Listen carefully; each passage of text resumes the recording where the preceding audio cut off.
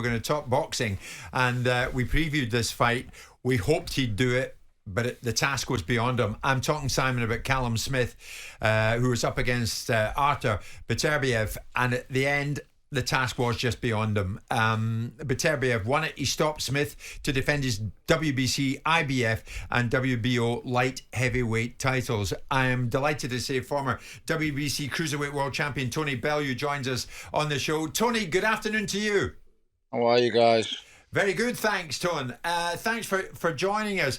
Beterbiev, was it a question that he was just too good? He was in a different league?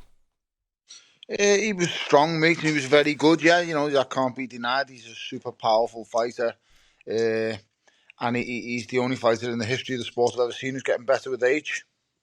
Yeah, seems to be. We'll get to that in a second. Do you think the ref could have come in earlier? Because I saw even Callum Smith's corner were saying, enough, it's enough now.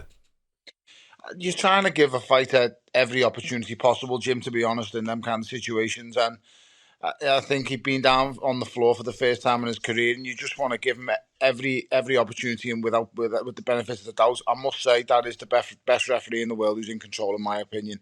Michael Griffin is without doubt the best referee in the world. So you listen, and I'm speaking to you firsthand because he refereed me against Adonis Stevenson, and he saved my life that night. Oh, fair point, Tony. Tony, what next for Callum Smith? Callum will be back. Callum's a world-class fighter. He's very, very good at what he does. And I just think, you know, it's unfortunate to come up against someone, as I say, like Artur Beterbiev. At 39 years old, is getting stronger than ever, is more destructive than ever, and it has come right into his own. Were you surprised, Tony, by how the fate shaped up? Because I'm a huge fan of the Smith family. I wanted Callum to do well, and I expected him to be able to make an impression upon Beterbiev. I thought that his best opportunity was to get in range and get close up, but he wasn't allowed to. The power of Beterbiev just kept him away, and when he's on the outside, he had even more problems. I did think it was, sadly, a pretty one-sided fight. Listen, Simon, you're spot on. He just couldn't put a dent in him. He nailed him clean with a counter left hook twice in round 2. He hit him full on flush with a right hand in round 4, and none of them had an effect, which I was just found astounding. Me too. But it is what it is, mate. This is professional boxing, and some guys have nights where they are indestructible. I've had nights like that myself. I've seen fighters have nights like that where no one in the world would beat them. And Artur Beterbiev looked indestructible on Saturday night. He looked as close as I've seen to unbeatable in a fighter for a long, long time, because no matter what Callum done, whether he boxed him, and you're talking about a world-class fighter. You're not absolutely talking about a journeyman. Right. You're talking about someone who's been at the top of the sport, and he just couldn't put a dent in him. He couldn't make any kind of reactions or impression from him, and he just walked through him, Sam. So you're all right. And listen, I picked Callum. I thought the counter left hook.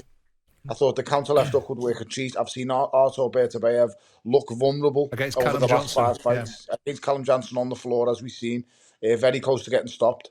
And I just thought, I've seen him here multiple times. I've seen him outboxed by the likes of Marcus Brown at times in fights. And I just thought Callum was going to be all wrong for him. But listen, I've got it wrong. I get it wrong an awful lot lately, if I'm being totally honest. And that's just boxing, guys. Listen, if you let your heart rule your head in any way, shape or form, you're always going to come up short in boxing. You've got to judge fights and make predictions with no emotion. And I struggle to do that, to be honest. But if I've got no emotion involved, I usually do pick the winner. But if I'm emotionally attached in any way, shape or form, guess what, guys? I usually get it wrong, unless the guy I'm emotionally attached to wins. I think that's understandable, Tony, to be honest. You said he gets better by age, Beterbiev. Yeah. And you've also said, Tony, that he's 39, he's getting more destructive. Physically, that's not usually possible, but he's doing it. Yeah. So should we read anything more into that? What can you read into it, Jim? I mean, there's nothing that I can really say. Is that I'm not going to slander a man's name. I don't think that's fair. So I'm just stating the things that I've witnessed that are physically impossible. Now, I've been in boxing my whole entire life. Never, ever have I seen. Now, people can throw things at me and say, well, George Foreman was at his destructive and most best when he walks in the ring against Joe Frazier, when he walks to the ring against Ken Norton. Does he knock out a fighter in his 50s? Yeah, of course he does. but he always had that power. Artur Beterbiev has just dropped a man who's never been on the floor before and didn't even react to a single punch to him. But Tone, I mean, he did a number on Joe Smith Jr. as well, and that's only a year ago. Of course, mate, he did, but is Joe Smith Jr. the puncher Callum Smith is?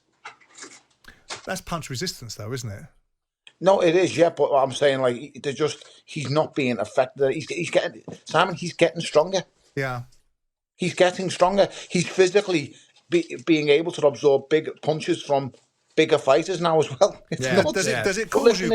I'm not knocking him, guys. Does it cause you concern, Tony? Because there's been some atypical findings which have subsequently been seeming to have been cleared up afterwards by having 2 tests afterwards. I mean, obviously, you were very quick to come out in defence of Conor Benn and on the observations about where he is. You know, are you concerned about Beterbiev? Are you concerned about these test findings? What was Conor Benn's analytical findings, Simon? What was the actual things that were found in his system? A pregnancy drug, if I'm correct in thinking. But it's still a banned substance, isn't it? And it's still used as a masking agent, wasn't it? I agree with you 100%. Listen, but I think these are found constantly now in a 15% rise in athletes. Agreed. That it's found in. What was found in Conor Benn. So we're finding out now 15% more athletes are getting this in the system due to eggs and stuff. But forget about that. Yep. All I'm saying is if someone finds HGH and testosterone in your system at 39 years old, at a point where your testosterone levels are at the lowest of all time, 39 years old in a professional sport, in a sport where you have to lose weight, your testosterone levels are on the floor, guys. I know because I've done it. And I've had testosterone dropped and dropped and dropped. And guess what? I weren't allowed to have testosterone shots. And guess what? The last medical I had before I fought Alexander Usyk, I had the boxing board on and on and on at me because I was passing a certain thing in my urine. And basically that proved that my testosterone level was on the floor. And they were like, we can't pass you on a medical because of this. Yet this guy is the same age, is older than me, and his testosterone levels are higher than ever before, and there's also HGH in the system. Now, that's not my opinion. That's a fact. Yeah. Because that's what's been reported. Now, I'm not going to detract from Artur Beterbiev in any way, and I'm not going to call him a cheat because he's not a cheat. That's not proven, and I'm not going to label them claims. And all as I'm stating is, there's a lot of coincidences here, isn't there? This guy's getting stronger. He's Peter Pan. He's getting younger by the look of it. Yeah. Because his testosterone levels are showing that he's probably the age of a 20-year-old man, and he's 39 years. Simon's right about the fact that he returned negative results in 2 sets of blood and urine tests, Tony. But at 39, back in December, he did return an atypical finding in a VADA drugs test, which contained raised levels of high testosterone metabolite, 5D androstenediol. So, I mean, it's not wrong that we have a conversation like this, but there is nothing concrete to point the finger of accusation at Beterbiev following this fight. Nothing whatsoever. You're right. But like I said before, he's defying age, and I'm not going to take away from his victory, and I'm not going to take. I think he's an amazing fighter. If you're talking to me from a technical point of view, he's formidable. He's an absolute force. But I can't get away from the fact, guys, he's defying age. But can I ask you a question then, Tone? Given the fact he's had 20 wins, 20 knockouts, and there's only a few of them that's put him through the ringer. Most of the time he hasn't got that much mileage on the clock, as Anthony Yard gave him a few whacks, and Callum Johnson put him down. But most of the time, Marcus Brown gave him a harder fight than both of them, to be honest. Anthony Yard did. No, I'm saying Marcus Brown gave him a harder fight than both of them guys. Is there any possibility that over these 20 fights, because it's not a lot, it's not a huge career in terms of body of work. How many fights did you have? I had 34, but bear in mind, Simon, this guy's been one of the best amateurs in the whole world as an amateur. And when I say best amateur, this guy's facing the best from all around the world for the decade. Right. So believe you me, he has miles on the clock. Fair enough. There's a reason why his skin opens up every time he gets belted with an half-decent left hook. Fair enough. But he's had but Simon, I don't detract once again. You're right in what you're saying. He's been on the floor to the likes of Callum Johnson. He's been took rounds by the likes of Anthony Yard, but none of them actually stood and took centre ring against him. Marcus Brown tried to, and Marcus Brown was outboxing him at times. Yeah. But Marcus Brown is a different kind of fighter. He's a strong southpaw who moves well. Callum Smith tried to take that approach, and he tried to get his respect early doors. and he just couldn't put a dent in him, guys. Now, trust me, I've sparred Callum. I've known Callum since he was a baby. Callum can whack. Callum can punch. He punches from head to body effortlessly, and he didn't get a single reaction out of him. I don't know. Listen, like I don't want to harp on because I've got to give Beterbiev credit. He's a master boxer. He's a brilliant fighter, and he's done a number on Callum, and that's just the way it is, guys. You've just got to accept it. He's a brilliant fighter. We're now going to find out because, believe you me, he will be under strict VADA testing for the ultimate unification against Dimitri Bivol. And believe you me, they will go through a long camp, and they are going to have to be tested. Literally, I'm not being funny, guys. Both of them boys have to be tested from right now all the way through until they get in the ring, whether that's in 6 months' time, 5 months' time. I think they're looking at it now for June. Is it just one last possibility on Callum Smith that a super middleweight going up to light heavy didn't carry the power that we thought we did? You've got a fair point, Simon, but he's the biggest super middleweight I've ever seen in my life. Ever. Yeah. And when he got in the ring, he actually looked like he was a weight above Artur Beterbiev as well, let's be honest. Callum could go to cruiserweight, mate, if he wanted to. He's that big. He's 6'4". He's a huge light heavyweight. Muscle mass to percentages, he's probably about 8% body fat.